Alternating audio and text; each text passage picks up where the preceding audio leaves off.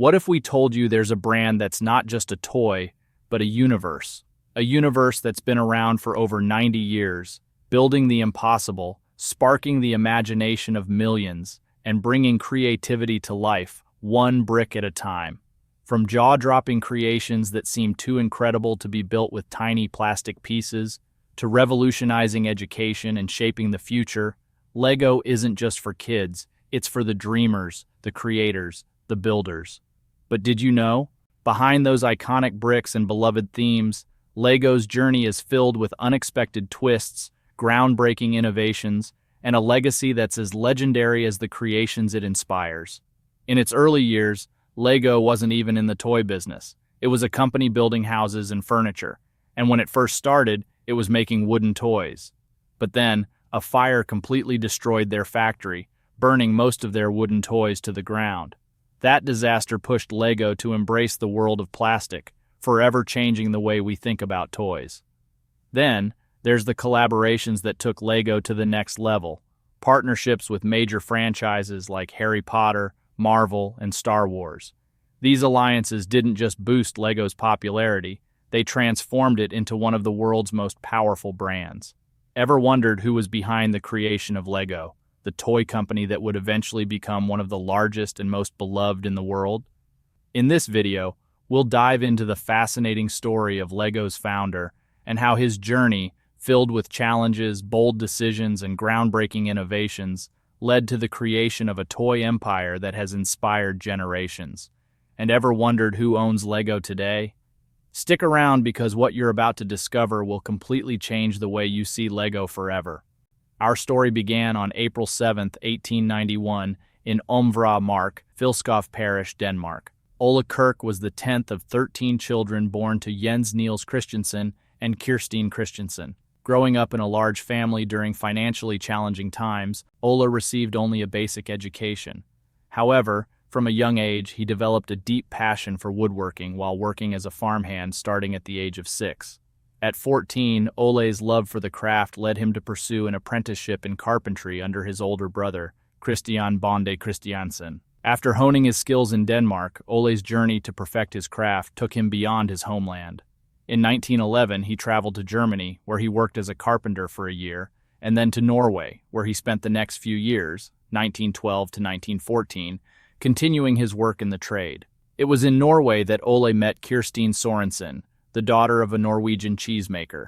After returning to Denmark, the two married in 1916, and together they had 4 children. In 1916, Ole Kirk Christensen returned to Denmark and purchased the Billund Woodworking and Carpentry Shop for Danish krone 10,000.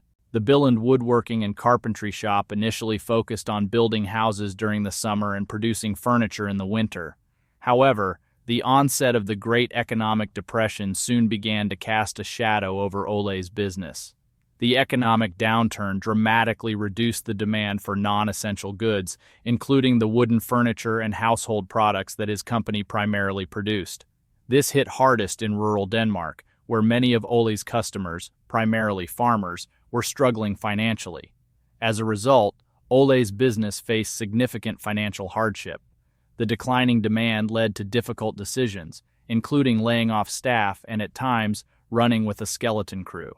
Despite these struggles, Ole was determined to keep his workforce employed, even if it meant making personal sacrifices. Then, in 1932, tragedy struck. Ole's wife, Kirstine Sorensen, passed away after giving birth to their 4th child. This loss left Ole to raise their 4 sons, alone. Despite the overwhelming challenges in both his personal and professional life, Ole pressed on, refusing to give up on his business. As demand for traditional carpentry products continued to shrink, he realized that a new approach was needed, a product that would appeal to a broader, more affordable market.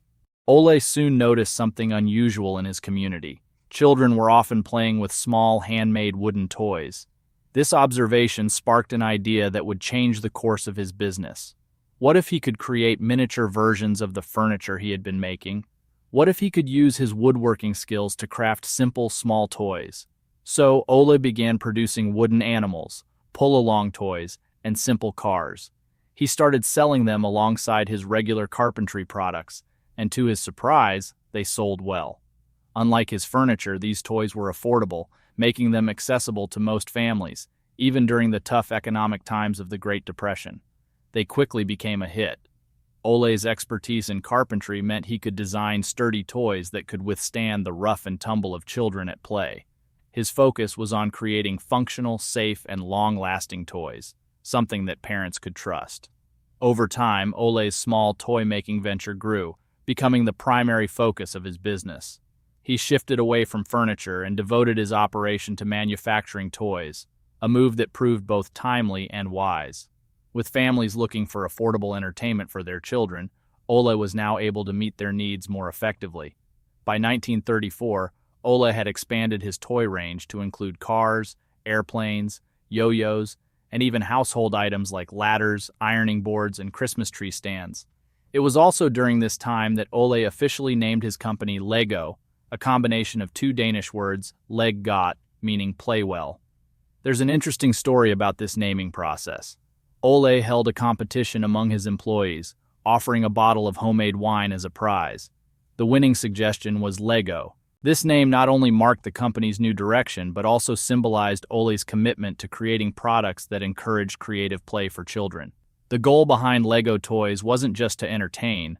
Ole wanted to foster imagination and creativity. His high-quality wooden toys allowed children to create, build, and explore, from constructing houses to designing vehicles, all while using their imaginations. This strategic shift into toy production was a game-changer. The wooden toys were not only more affordable to produce, but they were also in demand, providing a stable product line during the financial challenges of the Great Depression. The success of his new direction laid the foundation for Lego's future growth. As more people wanted the toys, Ole became more successful. His first wooden toys were simple, but they eventually led to the creation of Lego's famous interlocking bricks. The company began marking its products with an ink stamp reading Lego Fabriken Billand, a logo first introduced around 1939 to 1940. It was a simple, italicized design, elegantly printed on the bottoms of the wooden toys. Things were looking good for Ole's business until disaster struck. In 1942, a fire broke out in the manufacturing hub, threatening everything he had worked so hard to build. The news hit Ole like a thunderclap. It was a devastating moment. His entire life's work was at risk. The fire, caused by a short circuit, ravaged the factory, consuming the building, all company plans, materials, tools, models, and products. The destruction was so complete that it almost shattered Ole's will to continue. But even in the face of such overwhelming loss, Ole felt a deep responsibility to his sons and his employees. His sense of duty propelled him to rebuild the factory on the same grounds. The new facility was larger and more modern, with an assembly line designed to enhance production efficiency. This act of resilience not only restored the company's operations, but laid the groundwork for future innovations, including the plastic building brick sets that would become the foundation of the Lego Group.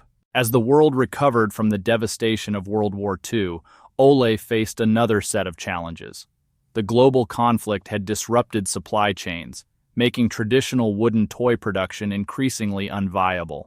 Additionally, securing quality beechwood from the South Stenderup forest near Kolding became more difficult. Recognizing the shifting landscape, Ole made a pivotal decision. In 1946, he invested in Denmark's first plastic injection molding machine, marking a dramatic shift from wooden to plastic toys. Then, in 1949, Lego made a monumental leap forward with the creation of the automatic binding brick.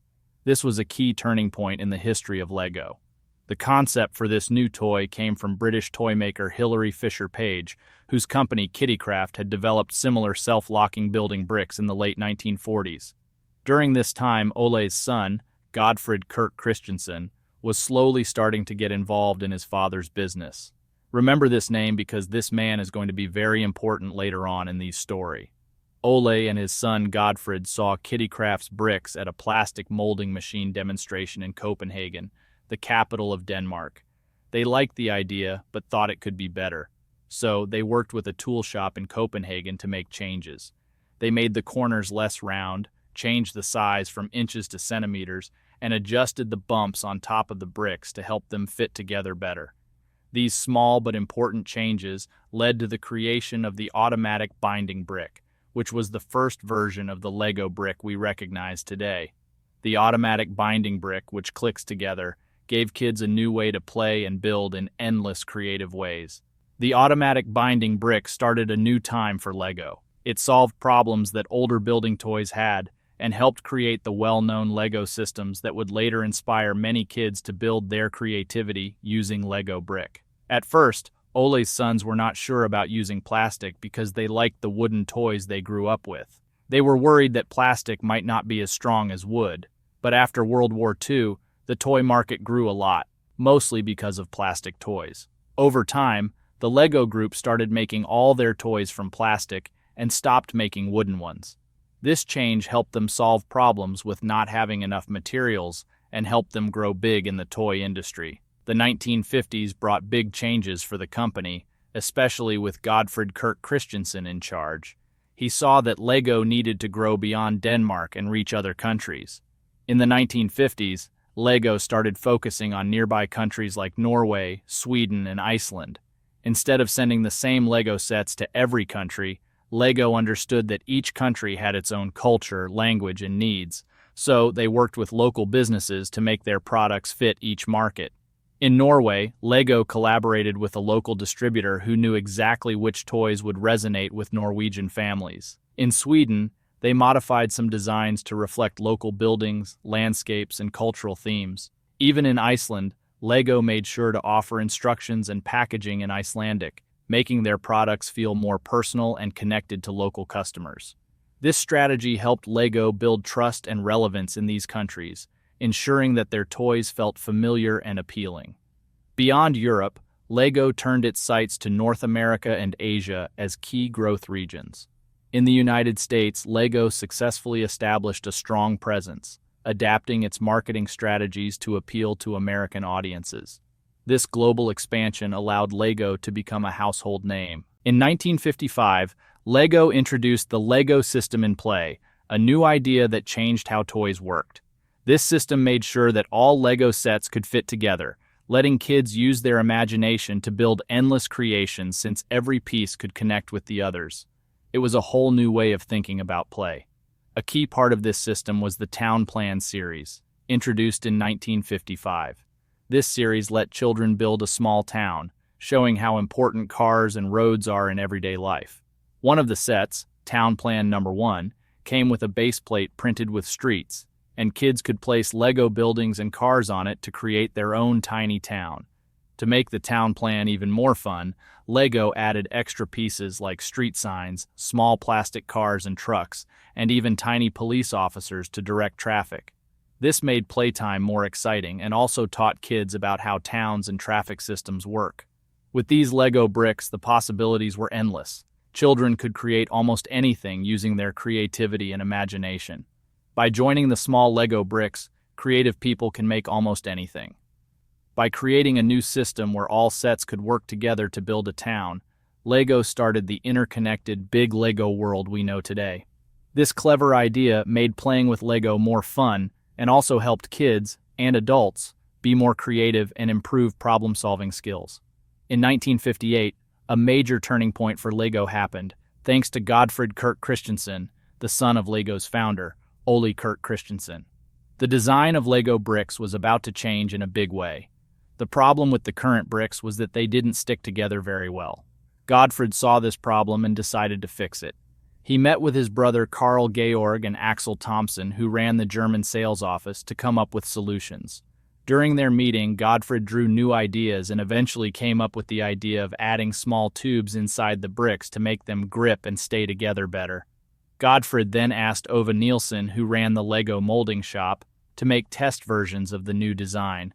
After trying out the prototypes, Gottfried added a third tube inside to make the connection even stronger. Gottfried realized that adding just 2 tubes inside wasn't enough, so he decided to add a third tube. This extra tube made the connection between the bricks even stronger, helping them stay securely attached to each other without easily coming apart. This final design worked perfectly, so they filed for a patent for the new brick on January 28, 1958. This patent became the basis for the toy-building brick we know and love today.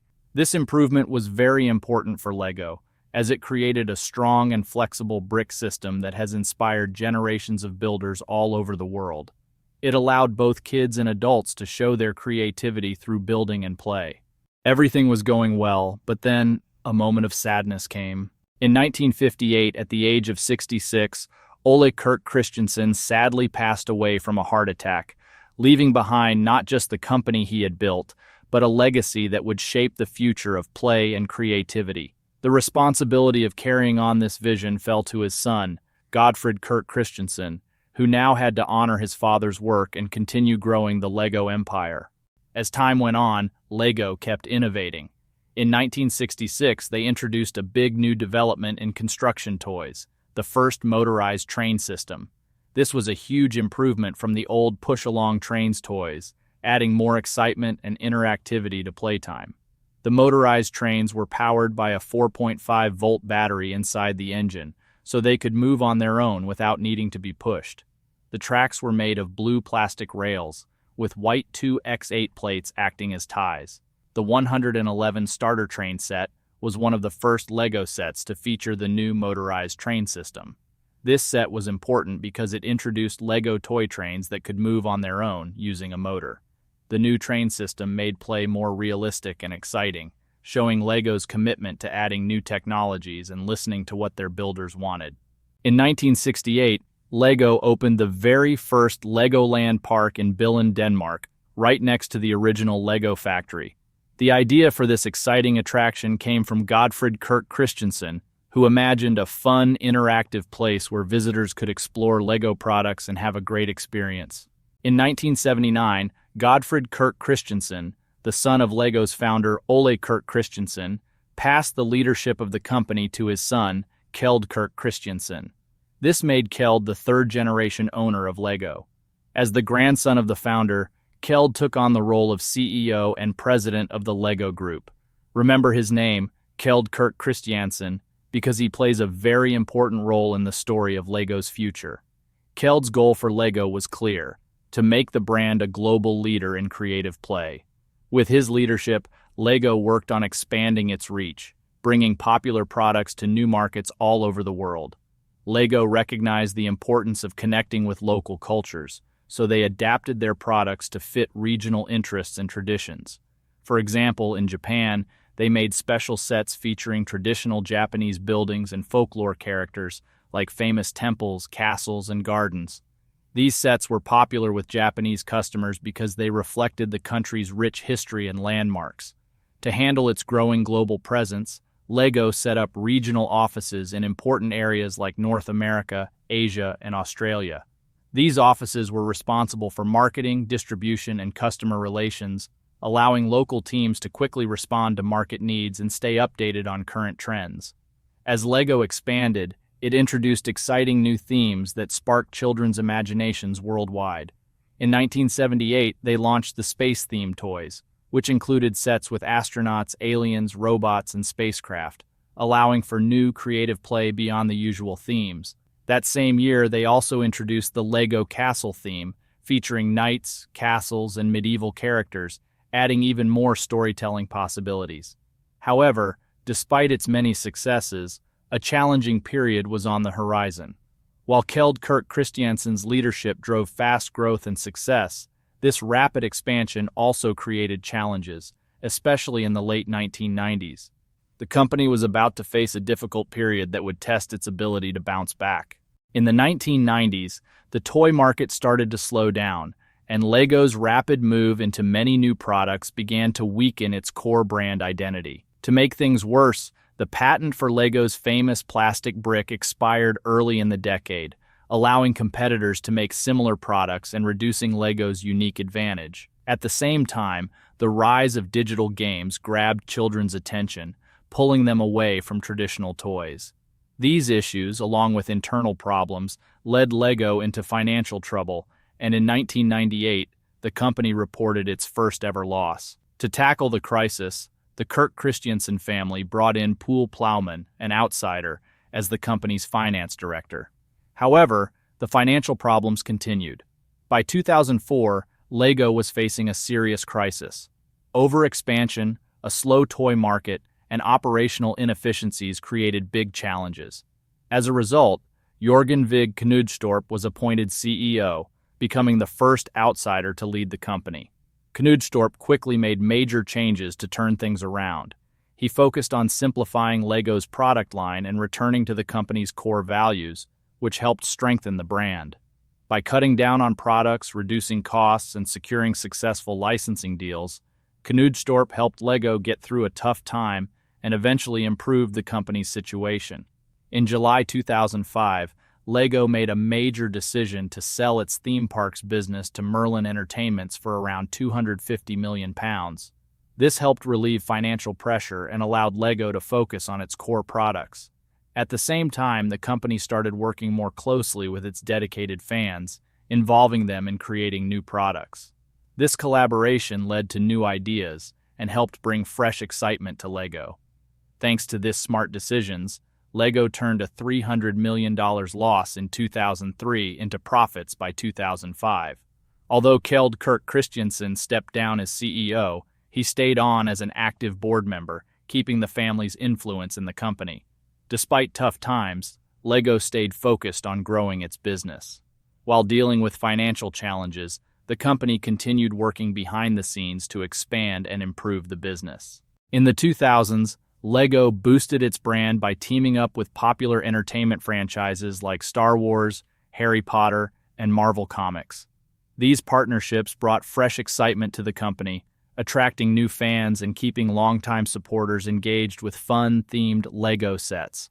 In 1999, as Star Wars Episode I: The Phantom Menace was released, LEGO formed an exciting partnership with Lucasfilm, the company who owns the right of Star Wars. This led to the creation of LEGO Star Wars sets, which included iconic starships and minifigures of famous characters. The line was an instant success, with over 240 different sets released, including the Ultimate Collector series for more advanced builders who wanted detailed designs. In the early 2000s, LEGO expanded by getting the rights to create Harry Potter-themed sets. Fans could now build detailed scenes from the Wizarding World, like Hogwarts Castle and Diagon Alley. The mix of LEGO's creative building and the magic of Harry Potter turned out to be a big success, attracting a new generation of fans. Similarly, in the 2000s, LEGO teamed up with Marvel Comics, leading to the creation of LEGO Marvel Superheroes sets. These sets included popular characters like Spider-Man, Iron Man, and Captain America, tapping into the growing popularity of superhero movies and TV shows. As Marvel movies became more successful, LEGO's superhero sets became an even bigger hit, appealing to both comic book fans and movie lovers. These important partnerships played a big role in LEGO's comeback in the 2000s.